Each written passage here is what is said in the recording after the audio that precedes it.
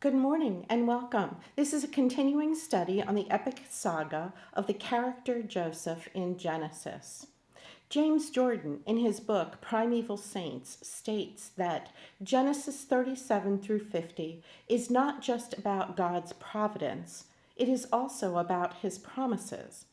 God uses Joseph to turn back the effects of the curse of Adam and Eve and accomplish in part his promises to Abraham. He stacks the odds against himself and then demonstrates his power by using an imprisoned slave exiled by his own family.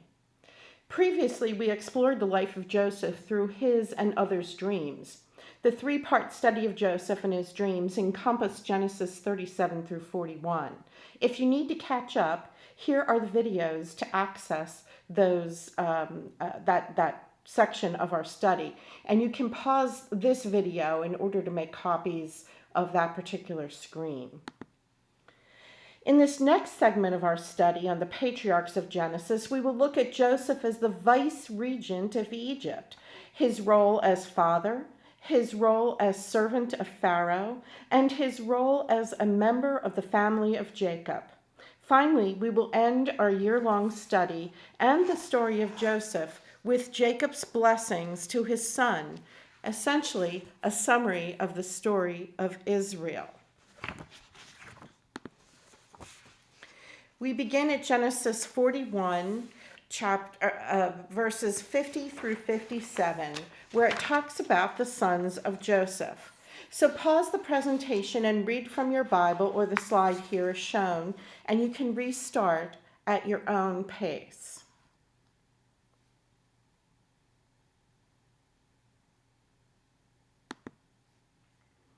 In service of Pharaoh, Joseph went out from the presence of Pharaoh into all the land. Well, what is the meaning of went out? Was this a good thing? The Hebrew word is yatsah, Y-A-T-S-A apostrophe, which means to go out, or to come out or exit, go forth, to proceed out, to lead out, and also to deliver. Joseph as the deliverer of Egypt. Genesis 41:48 states, Joseph gathered up all the food of the 7 years that were in the land of Egypt and laid up the food in the cities. Please note, Joseph does not take up merely the surplus grain. He takes it all. Yes, the Hebrew words are translated accurately in the NRSV at least, which states that he took it all, not just the surplus, he took all of it. And if he took it all, what did the people live on?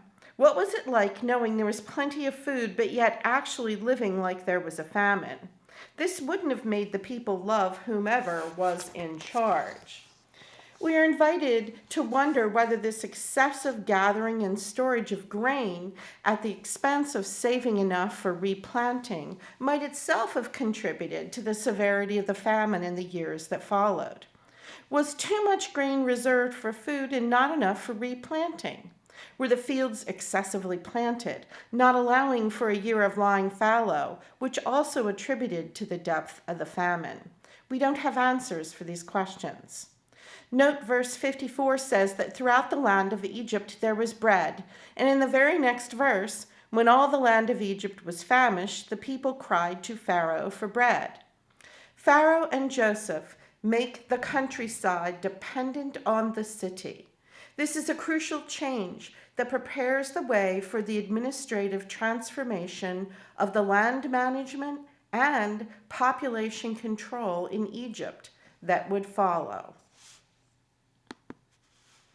Before the years of family strife, however, Joseph is blessed. He and Asenath have 2 sons. At last, we hear Joseph speak. He hasn't said a word in the text of the Bible since he interpreted Pharaoh's dream. Joseph's naming of his sons show his attempt to celebrate his new beginning. Joseph is thinking like an Egyptian. He seeks to close off the past, to forget his hardships and his paternal home, and he focuses only on his new and fruitful life in Egypt. But what he says betrays his attitude or predicament. Not all things are rosy and settled. The meaning of the names of Manasseh and Ephraim. Manasseh means causing to forget or forgetting. And Ephraim means double ash heap, or I shall be doubly fruitful. It seems that Joseph tries to forget, but he can't.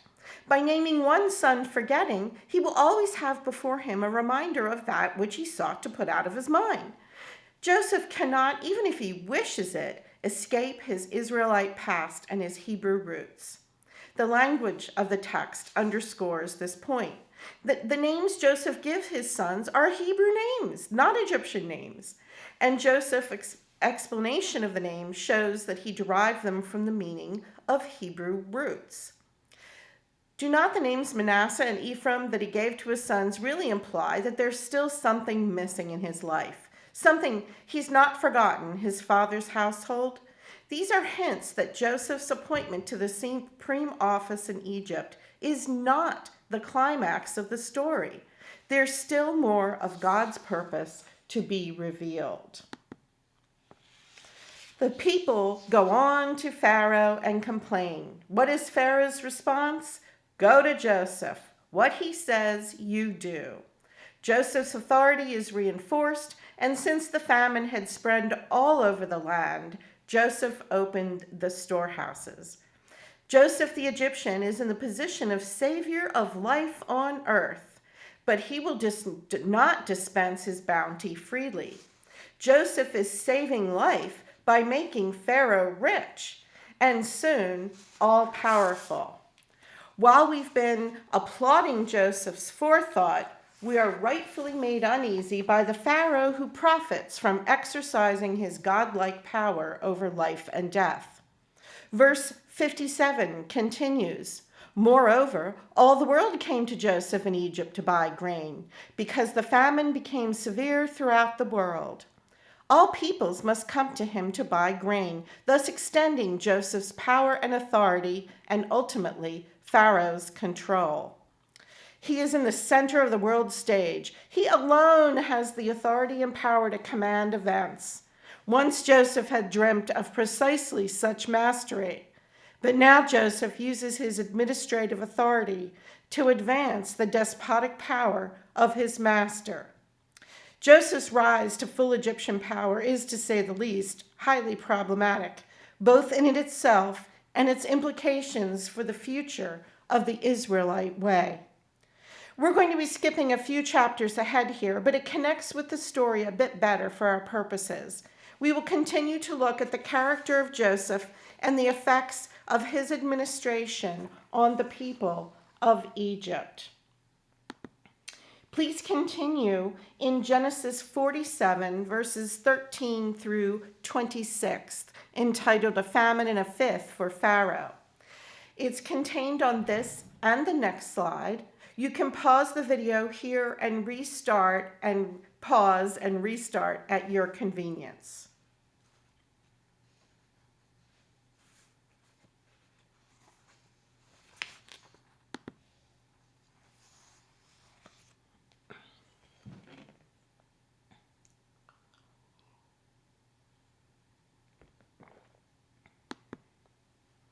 What are the main issues we need to look at in this section?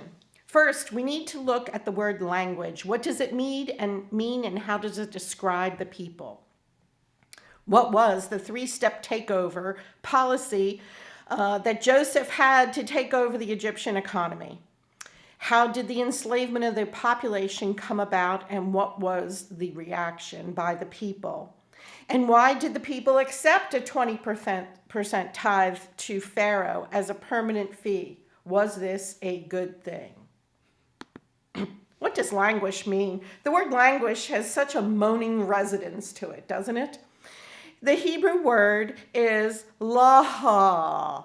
Lawhah is the pronunciation, but in English it would be transliterated as lahahh, a lot of ha. It's a primitive root which occurs only twice in the Bible, and it's translated as fainted once and mad another time. And in Hebrew it means to languish, faint, amaze, startle, and to act as a madman. It means that the Egyptians had become weak, faint, too startled to function, amazed at what was happening all around them. And some had become like or acted like madmen. Oh my gosh, is this sounding familiar to some of you? Is this what's happening here in 2020? We will definitely address this issue in our Zoom meeting. Joseph proceeds in a three-step takeover of the economy and the population of Egypt. Why was this necessary? Well, the Egyptians ran out of money to pay for grain, which was stored. And of course, they ran out of money. It was a famine. Many people didn't have work or couldn't work. So what does Joseph do? Well, first he trades for or takes all their livestock. Egyptians are not great with livestock to begin with. This could have been what benefited Joseph's family, as it was implemented after they had settled in Goshen. But we're getting ahead of ourselves in the story. The Israelites were herders and they were very good at it. They had a very high quality land to feed their stock, and they didn't have to roam to feed the livestock like they did in the high arid country of Israel. Because Egyptians were not shepherds, the Hebrews had a high demand for their meat. And finally, they enjoyed their protection by Egypt. Though Joseph, to do all of this, or through Joseph, I said, to do all of this in peace. So the livestock in the land ultimately becomes Pharaoh's possession, and possibly a great deal of it under the caretaker of the Hebrews. Secondly, because everyone ran out of livestock to trade for grain, Joseph buys or takes all the land owned by the people. It is evident that the Pharaoh has yet no legal claim to the soil. According to Barnes' notes on the Bible, in primeval times, the first entrance into an unoccupied country became by a natural custom the owners of the grounds they held and cultivated. The husbandman felt that he'd acquired by his labor a title to the acres he had cultivated and permanently occupied, and this right was instinctively acknowledged by others. Hence, each cultivator grew into the absolute owner of his own farm. Hence, all the lands of Egypt belonged to the peasantry of the country and were at their disposal. The lands had now become valueless to those who had neither provisions for themselves nor seed for their ground. They willingly part with them, therefore, for a year's provision and a supply of seed. In this way, the lands of Egypt gradually fell into the hands of the crown by a free purchase, and the people he removed into the cities. This was not an act of arbitrary caprice, but a wise and a kind measure for the more convenient nourishment of the people until new arrangements for the cultivation of the soil could be completed. Eventually, all the land was taken except the land belonging to the Egyptian priesthood. What's this all about? Note that in Israel, the tribe of the priests, the Levites, will get no land granted to them. According to Barnes' notes on the Bible, the priestly class were sustained by a state allowance, and therefore they weren't obligated to alienate their lands. Therefore, this became a kind of social revolution, and a privileged order was established. The military class were also exempted from the surrender of their land rights, as they were also maintained on crown lands. So here we see the rise of the priestly class and the military class. The fact that all the land became Pharaoh's, which he then released out to the people, also sounds kind of bad. According to Barnes again, undoubtedly, Joseph did vastly increase the royal power. But from what we read of the vassalage under which the Egyptians lived, to a multitude of petty sovereigns, and also to their wives, their priests, their embalmers, an increase in the power of a king would be, frankly, to their advantage. The statement made here is that the land in Egypt belonged entirely to the king is confirmed actually by Herodotus and other Greek authorities. In the Old Covenant or Old Testament, however, This actually seems to have been a normal procedure. In Israel, God is king, who owns all the land and parcels it out, establishing regulations for it. You can see this in Leviticus 25. Among the ancient nations, there doesn't seem to have been any problem with recognizing the king of the nation as God's viceroy, in some sense, who has control over parceling the land. And you can see this in Daniel chapter 2 and 4. Today, let's have an interesting take on this.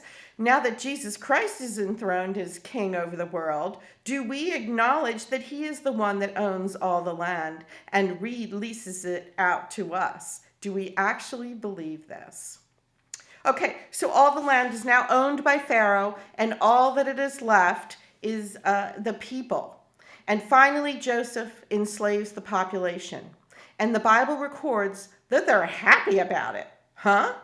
When can human slaves be happy when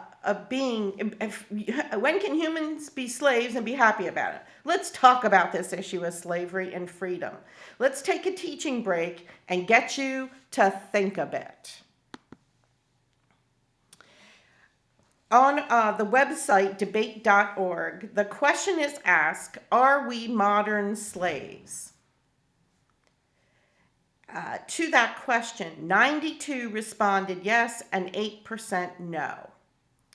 So I'd like to ask you, what is your definition of slavery? What's the opposite of slavery, and what's your definition according to understanding? And what type of life are we privileged to today in 2020 USA?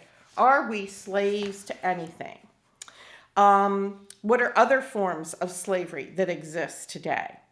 To help you in this, and I'll give you these questions a second, there are several quotes that you can ruminate on as you do this in these next couple slides, predominantly from James Jordan. I'm going to let you read these new slides, turn off and on at your convenience. I'll page through it, and we will continue on the slide that has the birds flying away. So why don't you turn off and read this, and we will discuss this also during Zoom meeting, but I'd like you to jot your opinions down at this point.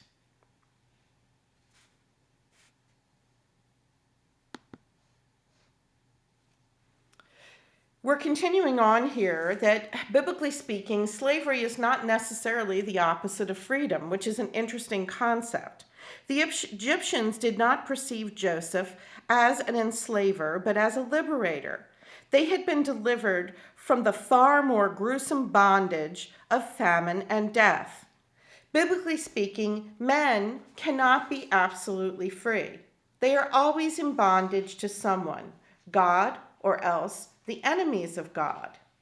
Men in bondage to God are truly free. Men in bondage to other men or in bondage to sin or the fear of death are not free. The question is whether or not enslavement to Pharaoh was a good or a bad thing. James Jordan argues that since Pharaoh was, quote, converted and ruled as God's representative, bondage to Pharaoh was a type of the liberating bondage of humanity to God. We need to ask, however, whether this sets up some pattern for the modern world. I would slightly amend Mr. Jordan's comments in that they were not in bondage to Pharaoh, but to God. And the people acknowledged that the representative of God was Joseph. And through all this, Joseph attributed his knowledge and skill to God. God had demonstrated through the dream and subsequent events fulfilling the dream that Pharaoh and his administration did not, in fact, control the Nile, the east winds, and the sun, nor the ability for crops to grow.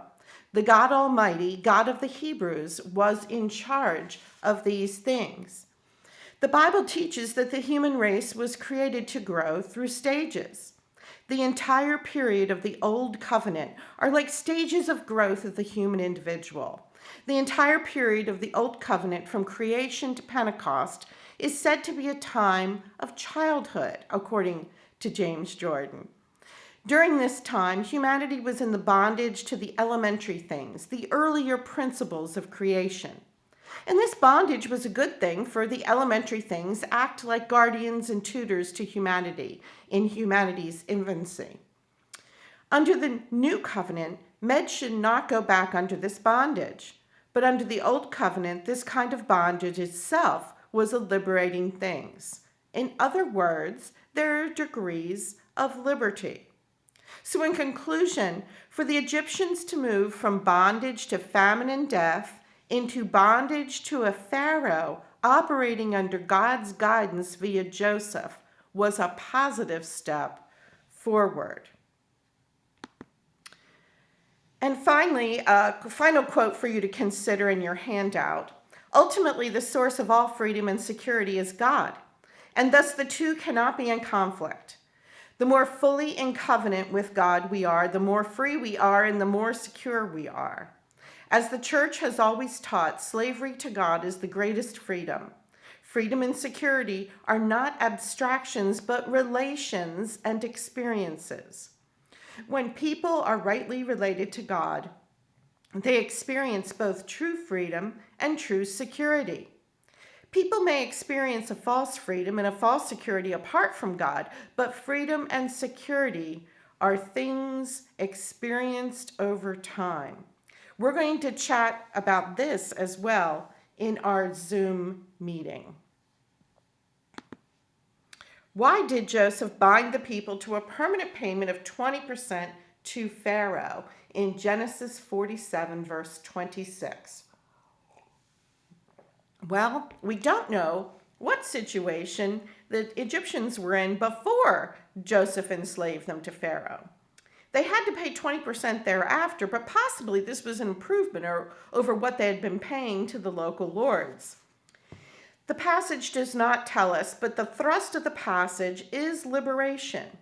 And so therefore, several scholars say that we can assume some sort of improvement actually took place. A 20% tithe was not paid to a purely status power or to the Pharaoh. Part of that tithe went to upkeep the priest in Egypt. We may assume, according to James Jordan, that they may have temporarily been converted, and it was to the benefit of the priestly nation of Abraham. Possibly, he suggests, we should see the 20% as 10% for God and 10% for the Pharaoh. Actually, a payment of 20% is not any kind of enslavement. It's a tax far lower than what modern people pay all over the world to their governments. Finally, they get all the seed to replant food and feed their families. They keep 4/5 of it and return 20% to Pharaoh. It seems like control over what was planted by whom and when was returned to the people. The question is, was this a good thing? Summary. What was actually happened was this. God brought about the famine as a means of bringing the Egyptian nation to its knees.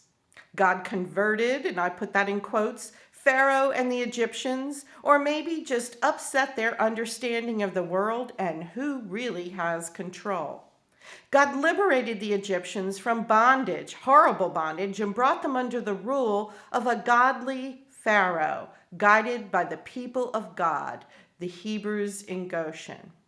No longer were Egyptians in psychological, economic, and religious bondage to false gods and had a static view of history or, frankly, of life. They saw that there was a change in life and that some of that was good and some of that was bad, but in all of it, God was with them. No longer were they subject to famine. The God of the Hebrews provided for them through Joseph.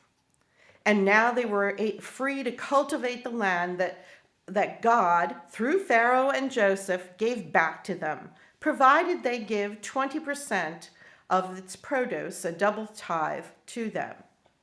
So looking at this structure, what comes to mind? Is it a picture of something? We'll discuss this in our Zoom meeting. This is the end of Joseph and Sons, part 4. Thank you so much for joining me in a deeper look into these passages. I hope you're able to join me next video on Genesis chapters 42 through 45 and 47, where we'll look more closely at the story where Joseph is reunited with his family, Jacob and sons. Until then, God bless you. Keep safe until we meet again.